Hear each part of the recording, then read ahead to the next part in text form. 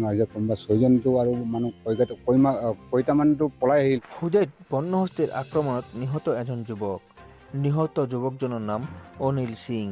এই ঘটনা সংঘটিত হৈছে হুজাইত থেপেলাগুৰি অঞ্চলত। এই দৃশ্য শুক্ৰবাৰে সন্ধিয়া প্ৰায় 7মান বজাৰ।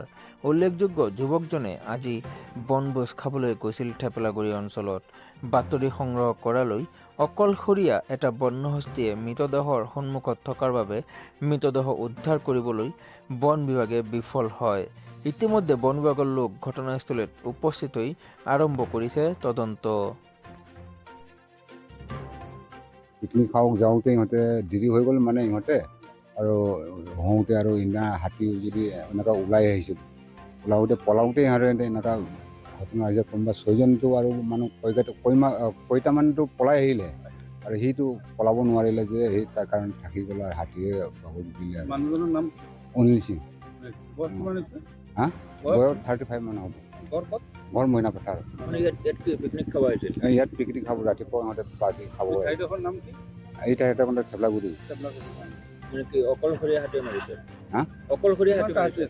হাতী আহিছিলে, এটাহে আহিছিলে, ঝাঁক ওলাইছিলে, ওলাটো এটাহে আহি কিনি ফেটা দিলে, আক্ৰমণ কৰিছে। বন বিভাগৰ মানুহ আহিছে নেকি? বন বিভাগত এতিয়া আহিছে, এতিয়া সোমাব পৰা নাই আৰু। মানুহটো ক'ত আছে? মানুহটো এতিয়াও পৰি আছে। এতিয়া কোনো অহা নাই। এতিয়া ফৰেষ্টবিলাক আছে ইয়াত ওচৰত, যোৱা নাই। হাতী এতিয়া নাই, জংঘলত সোমাই আছে।